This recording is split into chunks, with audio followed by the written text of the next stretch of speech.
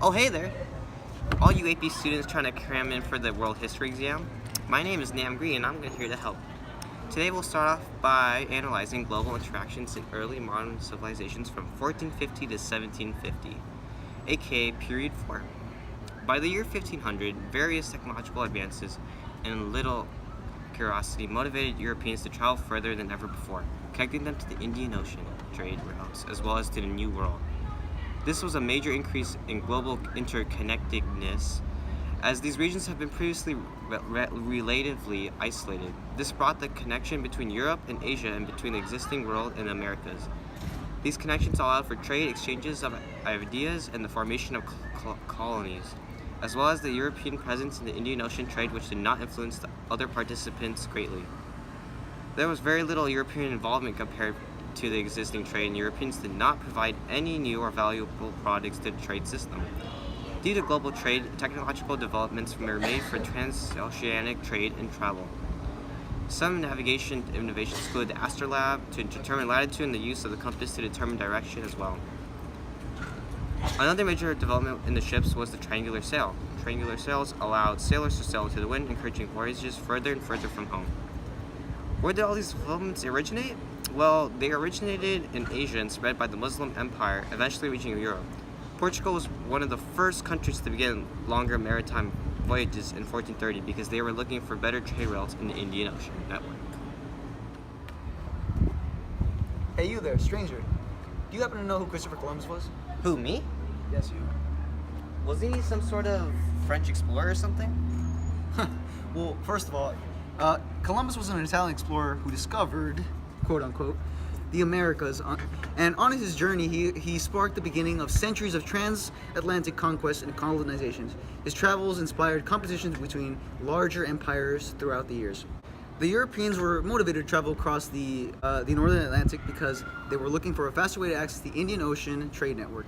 At this point, there wasn't a lot of investment being put into Polynesia or Oceania because of the lack of economic opportunity. Stock companies were created during this time because it allowed investors to have an easier way to invest in exploration and have less risk while doing it. Despite these new developments, though, the Indian Ocean trade network continued to thrive throughout the age of exploration.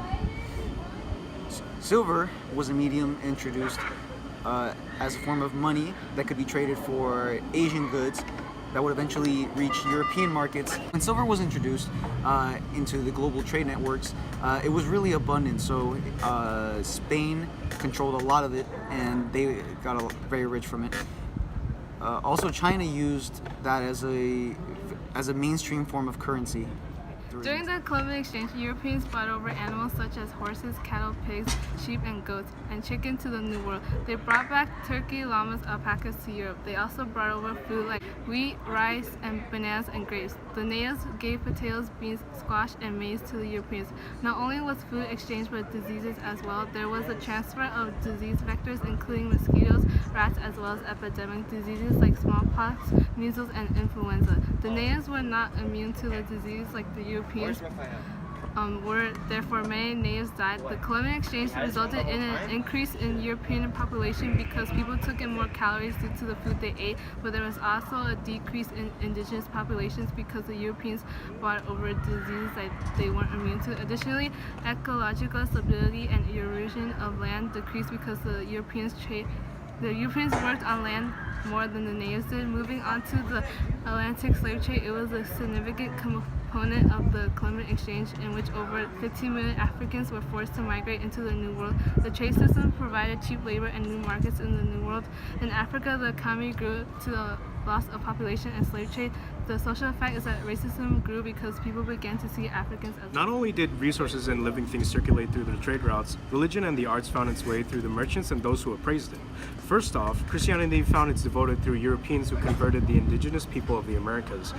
This may have created a common ideology and rewarded those who converted, but it also created many subdivisions from natives combining their traditions with Christian practices.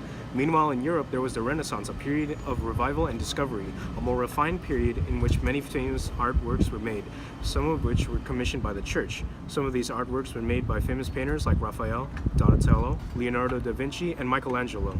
Michelangelo, in particular, is known for painting the Sistine Chapel depicting several scenes of the Old Testament, like the creation of Adam. Heading to the Middle East, Islam rose in influence through maritime trade routes and through the Ottoman Empire conquering Constantinople.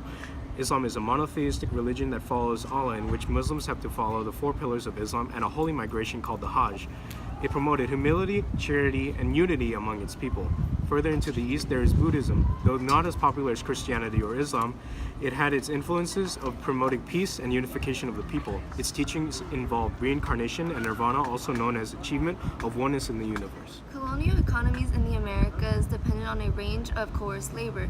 Some examples were chattel slavery, encomienda and hacienda systems, indentured servitude, and the Spanish adaptation of the Inca Mira. Due to the introduction of coerced labor, both imperial conquest and widening global economic opportunities contributed to the formation of new political and economic elites. This can be shown in China with the Manchus, Creoles in Latin America, gentries in Europe, and urban commercial entrepreneurs. In response to the post-1450 economic order affecting the elites, the power of existing political and economic elites fluctuated as they confronted new challenges to their ability to affect the policies of the increasingly powerful monarchs and leaders, as seen with the Zamindars in the Mughal Empire, nobility in Europe, daimyo in Japan. Due to these changes, notable gender and family restructuring occurred, including demographic changes in Africa that resulted from the slave trades. This also brought dependence of European men on Southeast Asian women for conducting trade in the region and the smaller size of European families. To administer the new widespread nature of their territories, empires expanded around the world, presenting new challenges in the incorporation of diverse populations and in the effective administration of new coerced labor systems. Political rulers had to appoint their own people or officials to carry on their hereditary rule. The way they consolidate their rule is to hire translators to attempt negotiations among indigenous people to secure spheres of influences, such as introducing new religions. For example, the Mughal Empire established a religious harmony among his people. The ruler Akbar created a religion called the Divine Faith, which composed of combined elements of Islam and Hinduism. This in turn legitimized his rule because he gained cooperation among his Hindu population by encouraging intermarriage. Due to combined religions, it made the head of state recognized as a significant figure to maintain the empire. Even though the ruler may have the spotlight, some empires entirely are relying on the people's behavior, and to monitor stability, the ruler has to control the population to balance the power among his people, ruler and his people. The Qing dynasty, sensitive to their own ethnic and cultural identities enacted by the Manchus, wanted to maintain consistent religious balance. To do this, the Manchu government forced the Chinese to wear a braided hair called a quai to signal submission or otherwise to show loyalty to the ruler. The relationship between imperialism and military can be ever so clear. As technology in the military increased, it caused major global powers to rise, such as Europeans responsible for the transatlantic slave trade, who have imperialized parts of Africa too extensively due to weapons. However, Ethiopia was independent most of the time due to connections and access to weapons. Mentioning the slave trade also introduced important aspects of the Europeans. The Europeans at this time were technologically superior, which meant it was really easy to establish control over empires and trade, such as during the slave trade and the Portuguese exploring Africa in the 1500s due to better ships and sails. As a result, the Portuguese exported slaves to plantations in Brazil, and soon the triangular trade was developed between the Americas and Africa. Many empires had to deal with disease as they reach and contact indigenous places. One example is the Columbian exchange that resulted in contact between Europeans and Native Americans. Due to Europeans intentionally bringing smallpox, measles, and other diseases, it resulted to the natives of the Americas being decimated of their populations. This made natives the inability to fend off the advancements of the Europeans, and this was also detrimental of the Europeans because Europeans also needed natives to do the labor, and if all of them die of the disease, the Europeans will suffer and not economically decline.